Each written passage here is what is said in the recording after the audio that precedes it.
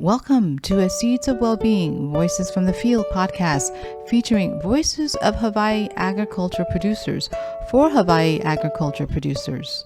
These podcasts are made possible by a grant from the University of Hawaii College of Tropical Agriculture and Human Resources, also known as CTAR, and the Seeds of Wellbeing or SO project, and is supported by a grant from the U.S. Department of Agriculture, National Institute of Food and Agriculture, and the Hawaii Department of Agriculture.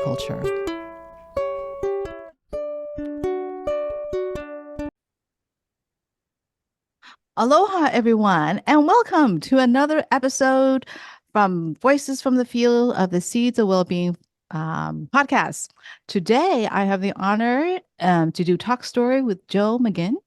He is a farmer on Oahu. He is well known for his beautiful bananas that he shares abundantly with everyone, but he's also farms livestock as well and other crops and does natural farming. Joe, welcome to, thank you also for your willingness to share. Thanks so much, Dr. Tao. Happy to be here to support Seeds of Wellbeing. So can you just share just a little bit about who you are, maybe your lineage, where you come from, and how'd you get into farming and being I a love that. producer? Yeah, I love that question. So my name is Joe McGinn. I was born and raised here on the island of Oahu. And for me, my agricultural roots go deep into Hawaii. So where I'm actually at now in Haleaha, or they call it Punalu'u on Oahu, is where my great-grandparents, at least on my dad's side, they used to farm. So my great-grandfather, Arata Antoku, there's still some Antokus out in Punalu'u, is recognized actually by CTAR as being one of the first commercial ulu farmers in Hawaii. So it was actually some CTAR agents who helped him out in the 70s get started with ulu. So I grew up on the farm out here, catching ulu and catching papayas as a young child with my grandparents and my great-grandparents. And, you know, for me, that's all I ever wanted to do, because those were the happiest, most successful people I knew, was my grandma, grandpa, my great-grandparents. So that's on my dad's side. On my mom's side, her mom was raised or was born in Waipio Valley, the Valley of Kings on the Big Island. And my mom's dad comes from plantation, sugar plantation on Maui, Hamakuapoko. So everything from traditional, kalo to ulu to sugar plantations. I have a little bit of all of that runs through my blood. Oh, beautiful. Thank you, Joe. So you've been an ag mentor and now a navigator with us with the Seeds of Wellbeing for what, a year and a half now? Could you share a little bit about your perspective of what was helpful about what we've been trying to do in terms of creating this social network of farmers helping other farmers or assisting, maybe not helping, assisting other farmers around this issue of mental health and social support?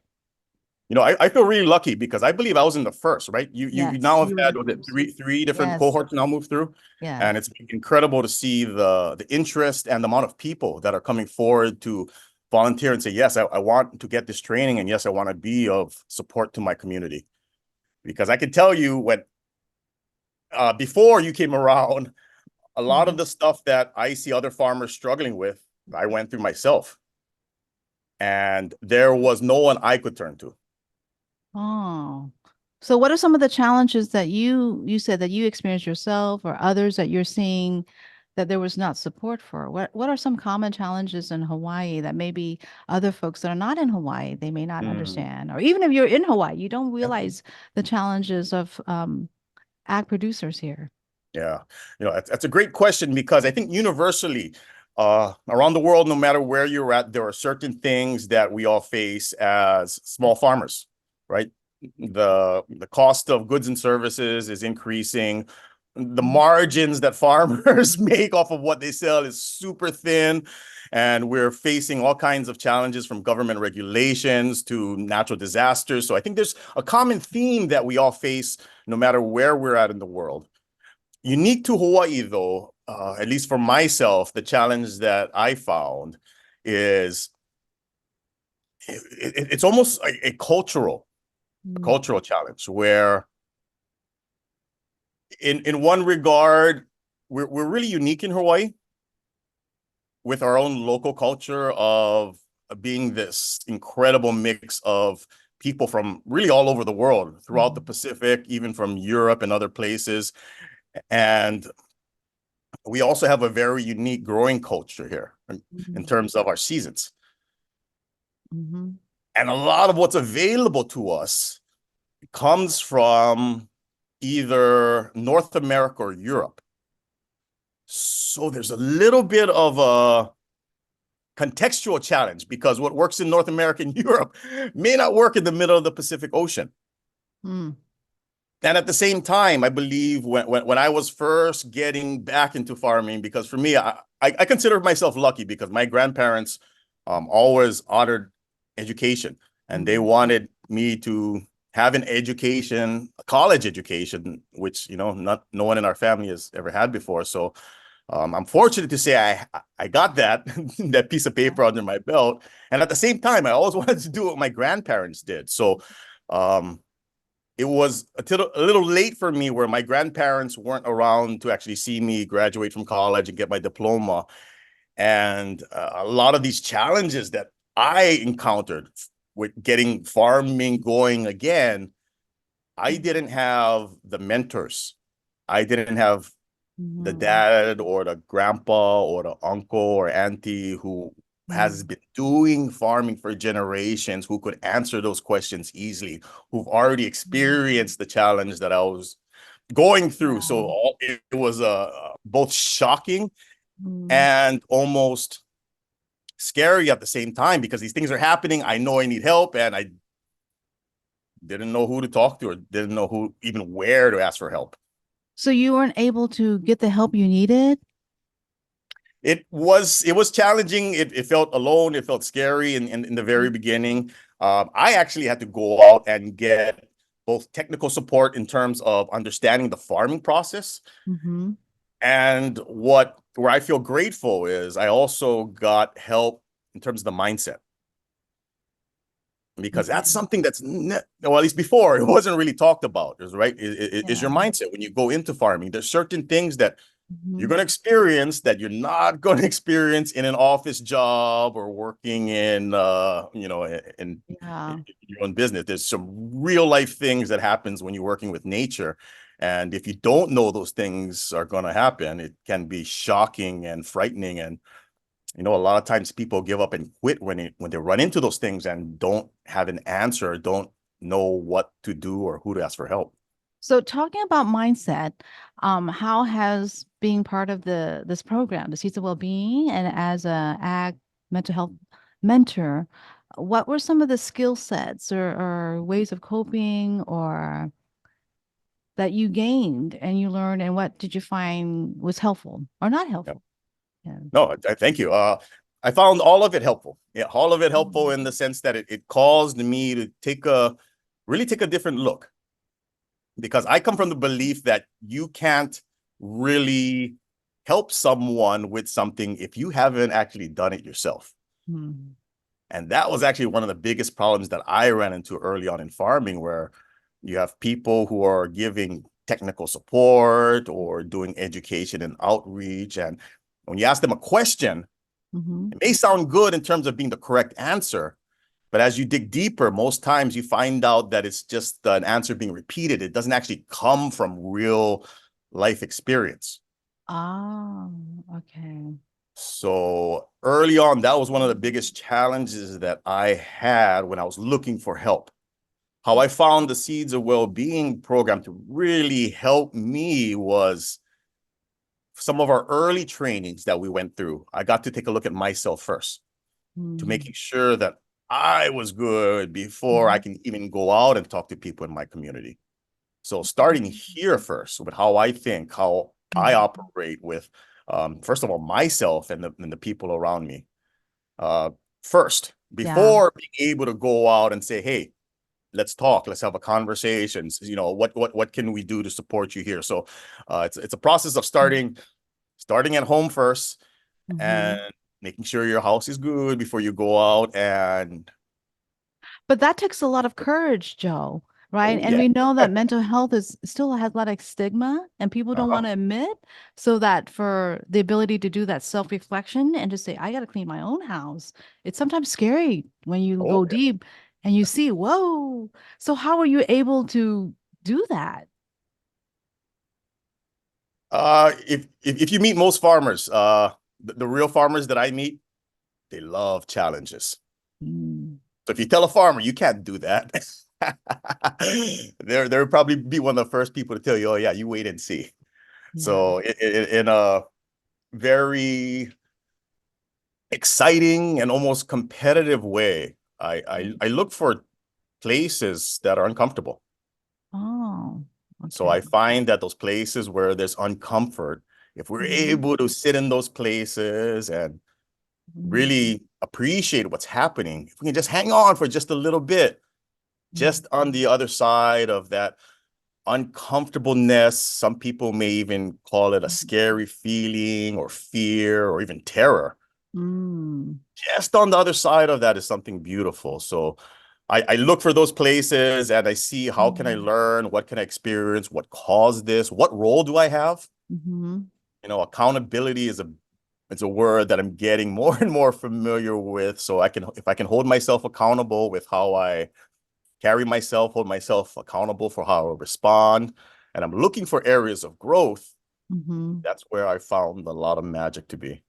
So, if you're willing, and only if you're willing, would you be able to share something like a more specific example Yeah, of sure. when you went through the training? What was it that came up for you that you were able to be able to sit with the discomfort and explore Mm, further? mm, yeah. Wow. Actually, we can get really personal with this one. Only if you Uh, want to, right? yeah, might as well. Yeah. We're here. We might as well get really personal. So for me, um, what has been happening is I'm getting clear on the close personal relationships in my life. Mm, So this is something that I never thought about before I got into farming, mm, where I needed to make sure that the people on my team were with mm, me. So when I say people on my team, for most of us, especially here in Hawaii, it's a family farming thing where it's mom, dad, the children, grandma, grandpa, uncle, auntie, the whole cousins, everybody pitching in. And my mom and my dad, they even though their parents were farming or their grandparents were farming, they chose to move to the city to get a different job. mhm, And they at first were not interested in at all in me pursuing mhm. this route. So for me, uh, getting clear and actually going through a process of forgiveness and reconnection with my parents is something that I went through. So they actually were so against that you going on this route that they disconnected from you? I think it was both ways for us, where Okay. I really wanted to do this, and also they expected Mhm. me to have the full-time office job and pursue a Um, different course. And as of last week, I'm still hearing, oh yeah, farmers don't make money. And mm, I'm happier and healthier than I've ever been. So I still need to understand what's important to me, what's important yeah. for them, and still, manage all of that. Relationships. So talking about relationships for farmers and for anyone, right? Because we're social creatures. Have you been able to connect with other mentors through this project or through this what we've been doing? Oh yeah, definitely. And how has that helped? And how Oh important is that for farmers' well-being? yeah. Connection with the other mentors has actually, if we're talking about the process that we went through with the trainings that we did, first of all, doing the trainings, I have to thank you personally. It was um, I benefited personally from that by, first of all, improving my relationship with myself, improving my relationship with the other people in my family, the people I work with, and expanding upon that, the relationships that we were able to build within the program. Mm. Because at least the way I used to feel, and I imagine most farmers feel, and even most entrepreneurs, it's really lonely. You feel that, you're the only one out there. No one else understands what you're going through. And there's no one you can talk to because nobody else would even get it. And that was not at all the case. The more we got to meet with other people who are actually doing the work, Yeah. so you can actually talk to someone Yeah. who's raising livestock. You're going to understand what it's like to every day have to feed, even if it's raining or flooding. Animals got to eat every day, and you really can't Yeah. Talk to someone who's never experienced that. But if someone who's been through that and you just sit down and, you don't even have to talk. You just, Hmm. you can see the other person, they get it. They get it. And having that feeling of someone who gets it and having that connection, even before a conversation happens, it's Yeah. can be a really calming experience. Yeah. Yeah, I mean, I have to say it's been really I shouldn't say it shouldn't be a surprise, but I am still surprised, right? Because that's just that all we're doing is creating this space and providing opportunities for the navigators and mentors to come together and never know what's going to come unfold and never know what's going to come out, what kind of discussion. And sometimes you guys get really deep and get really real. And I really appreciated that. So what would you say makes like if other folks would like to repeat what we've done, what Mm. would what is needed? I think you said it right there. It's Yeah. creating the environment. And I would also like to challenge the farmers who are out there who are listening to this, because sometimes we may think, oh, it's about the production, it's about the crops we're raising, it's about the Mhm. product we're putting out there. It is. And at the same time, if we're looking at the environment, Mm, if we can improve the overall health, the overall abundance, the overall vitality of the environment, mhm, crops, the livestock, the products that are a result of that environment mhm, will naturally improve. So I see that's what you did by creating the environment for us to come together, creating an environment where we have a framework for how to mhm. have conversations. We have a framework for how to conduct ourselves and respect the space and each other. And when you create that environment, like you said, you never know what's going to grow from that. Right, you never know. Like it's always different, but it's always beautiful. And the Mm. beauty is because I see the connections, like, Mhm. and I've one of the thing I really love and appreciate is that I see you guys are building relationship. Like you've got another person on another island because it's, Hawaii is small and it can be sometimes we can't just share within our own little community, but we can touch another mentor from another island who understands what we're going through, right? Yeah, And the exactly. value of that is it could be worthwhile. But can I ask you to share how you've been able to touch the lives of others in your community through the training you've done, and how has this mental health discussion unfolded? Oh, yeah. Thank you for that. Um, there are two areas I'd like to kind of share about. Um, One area that I found where I'm starting to actually have more conversations is specifically around men. Mm. Well, now more than ever, no, no, don't get me wrong here. I think it's exciting now more than ever. I think there are more women farmers that have been emerging, so that's really exciting. Yeah. Uh, However, my experience with working with men is that I'm learning that most guys don't ask for help. And why And is when that? I say that, I'm speaking as a man. And why is that? It's I believe unfortunately that's the modern society of these things that we were told that as a man you have to suck up your feelings. We don't want to see you cry, we don't want to see you complain. Go figure it out yourself. We were told this false idea that every man has a man cave that they go and hide in, and that's, for me, I'm learning that's not how men work. How do men work? I'm learning that the real masculine is about order. The real masculine is able to bring a Mm, structure, a clarity, a a mm, a a certainty to a situation that can be chaotic or that what mm, may seem sort of tumultuous. The masculine can be that certainty in the storm. mm. And I also know that guys like to fix things. Guys are manually. We want to work with our hands and we want to learn new skills. Yeah. So what has come out of this is Mhm. is more men saying, "Hey, Joe, I've never processed a live animal before." So more men are asking about that process of raising livestock and actually going through the full cycle of Mhm. raising an animal and humanely processing Mhm. an animal. So Mm. that has been something that I have specifically been working with men on. Mhm. And I also have found that at least outside of the ag or at least the farming community, Mhm.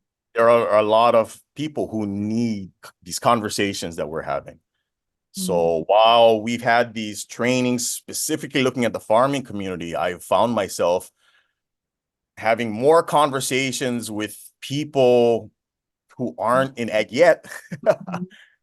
but just need someone to talk to.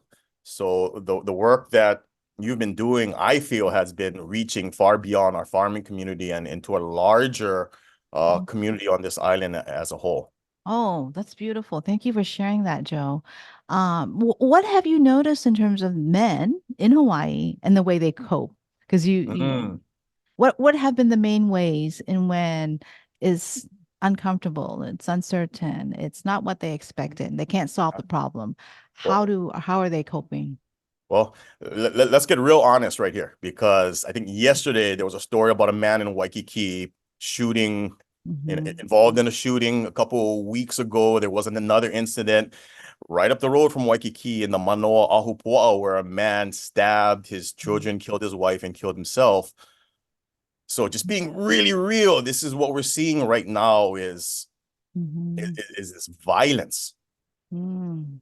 Yeah. that it doesn't have its place. And I partly believe is because men aren't taught Hmm. how to manage their feelings. Men aren't taught really about life and death. Because I tell you, there's something when you actually birth an animal, raise that animal in a loving way to sustain your farm, sustain your family, provide nutrients for your nutrition for your Hmm. family. And then you go through that process of humanely preparing or taking that life, Right. got a whole new respect for life and that process. So in my imagination, a lot of these violent things that we're seeing in our community is because as men, we don't have that connection to life to understand how sacred it really is. Oh, and could I say the indigenous ways or some of the ways of the cultural practices that has been practiced before modernity, did that Mm. facilitate that ability to cope because of the emphasis on relationship and connection to life, to other beings, to oneself? Oh, I believe so, 100%. I'll give you an example when it relates to at least the processing of livestock for meat or sustenance, where I was really lucky. I actually have an undergraduate degree and an MBA from the University of Hawaii at Manoa. And while on my MBA studies, we toured Asia and we actually visited a Hormel processing plant in China. Hmm. So we got to see the industrial side of pig production where they're lining pigs up and slaughtering them. And it was really um, a cold and almost lonely experience. Hmm. And on the other side of that, where I've seen a traditional, or at least how we've processed animals, where it's done in a much more spiritual way, Hmm. uh, where there's no suffering. Hmm. So it's really unique. And I've actually had a few guys we brought through this process who were first really afraid because they don't want to hear the animal scream. They don't want to feel any of the pain that the animal Hmm. experiences. Yeah.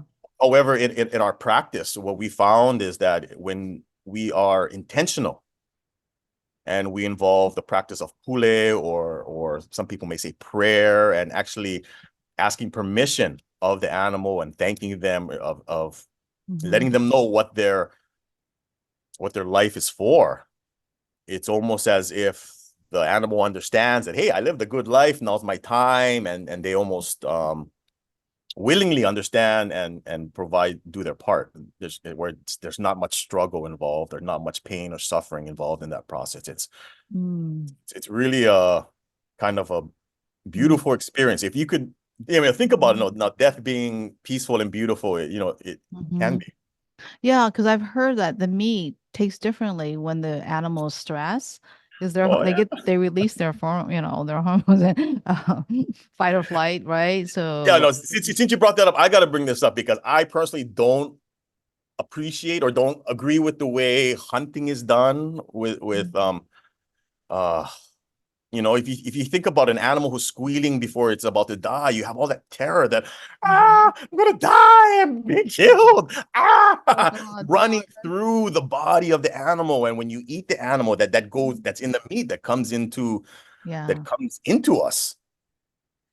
And at least for us, Mhm. when we process our animals, we like to do a peaceful kill where the last thought we want the animal to have in their minds, I'm happy, and Mhm. there is no pain. So when we eat the meat, Yeah. I'm thinking, hey, we still get that happy feeling and that last thought or that last emotion of being Mhm. loved coming through the Yeah. food.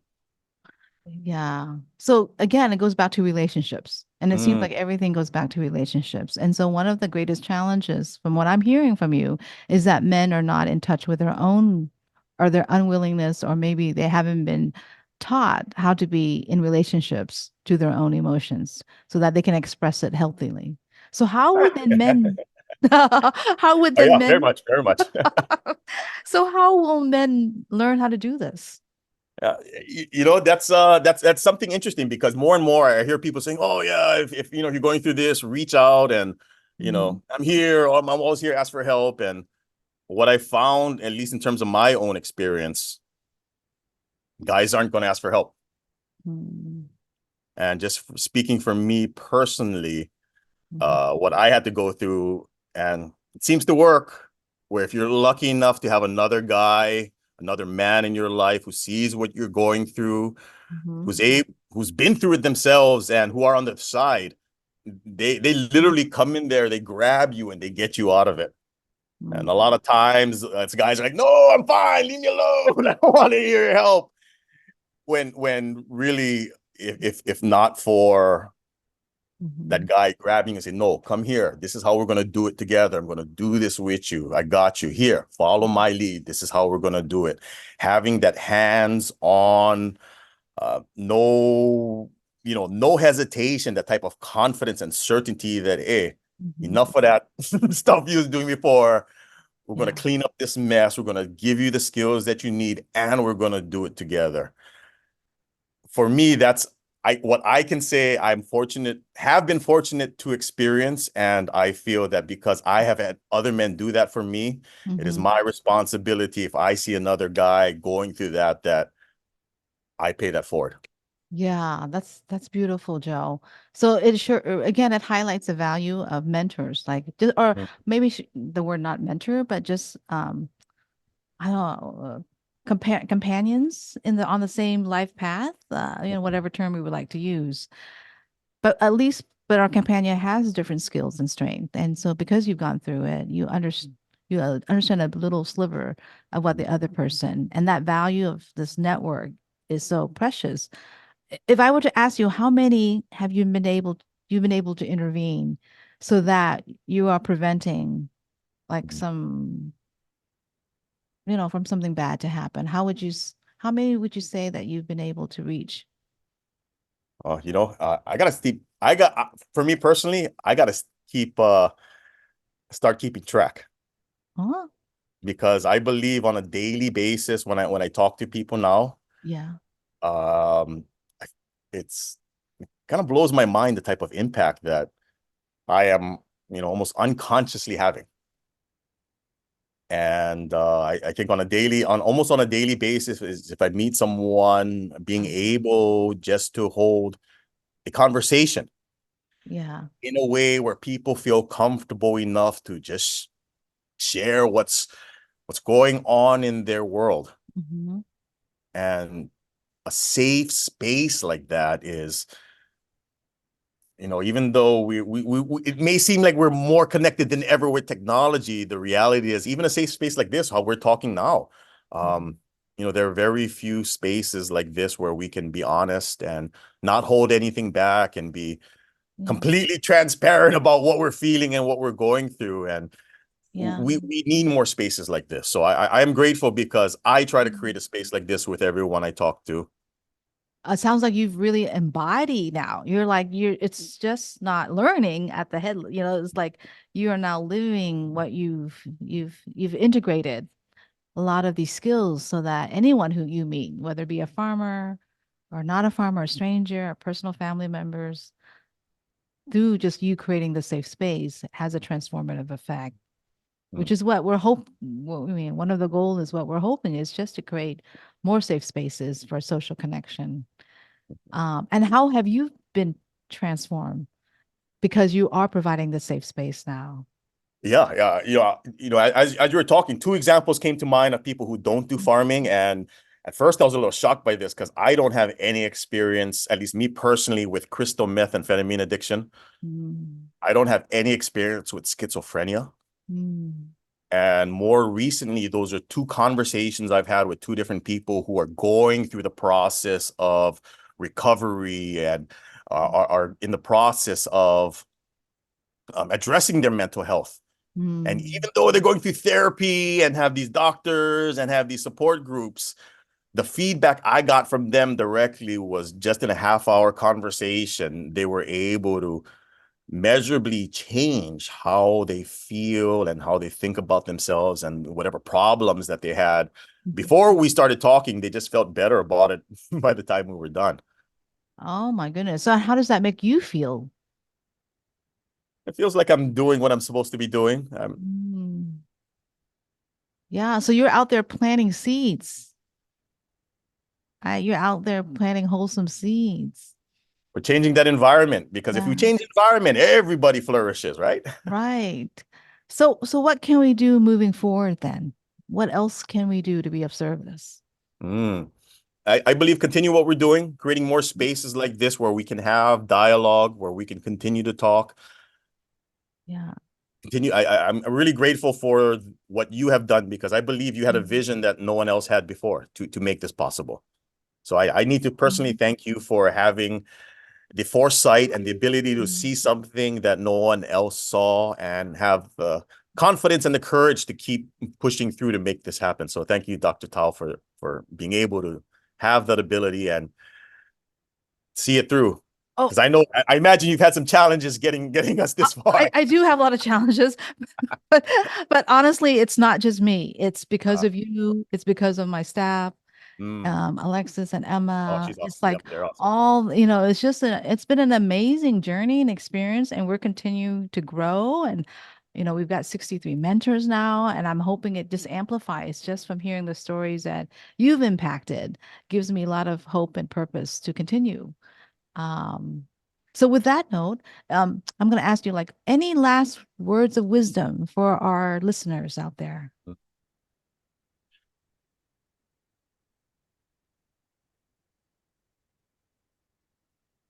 I really believe that it starts with a relationship. And while we may think it's maybe the relationship with our significant other or our parents or our environment, it really starts with the relationship with ourselves. And from what I learned, there's a process to this. And if we take anything out of order, it doesn't quite work. So there's a sequence and an order. And what I was able to discover, at least for myself, in that process, 4 steps, is love, health, and I say grow wealth. So there's an order to this, okay? Because most of us thinking getting to farming, hey, we're gonna make all this money, and the reality is, hey, oh, hold on, we got things out of order. And first of all, we got to start with love. We got to start with loving our environment, loving the process of farming, because it's not easy. If you don't Mm, love what you're doing, you're gonna give up real quickly. So you got to mm, love everything that comes with food, farming, being able to raise a family, run a business, all the different challenges that are going to come up, all the stuff that you plan for and all the stuff that you don't expect. So you better have that love for what you're doing. And most importantly, have that love for the people around you and have that love within yourself first. So if you start with that love, then we can get into being healthy, mhm, having healthy conversations, making sure our own health is good enough so we can actually do the work. mm, Because if we don't have love and we're not healthy, do we really think we're going to be able to grow anything? mm, So we get love down, we get healthy, mm, then we learn how to grow. And what we're going to be growing is more love and more mhm, health. And then once we got our love, our health, and we know how to mhm, grow, then we can start to have a conversation about wealth. Because when we get to that point, think about it. We're going to be thinking from a place of abundance. The ideas that we're going to come up with, how we think about money, it's going to be way different than when we started, where maybe we weren't so healthy, we didn't know how to grow, and we didn't have a love. I mean, what kind of business are you going to create from that space? Yeah. So I always tell people there's a sequence and order. It's love, health, grow, wealth. Well, that's just perfect. And with that, we're gonna end our talk story. I think we cannot end on a better note than what you just shared, Joe. So a lot of mahalo and great gratitude to you as well and all that you're doing.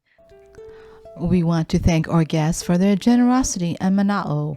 We also want to thank all our ag producers throughout the islands, and especially those we have heard on the podcast for discussing ways they address the physical, mental, emotional, and spiritual dimensions of Hawaii ag production.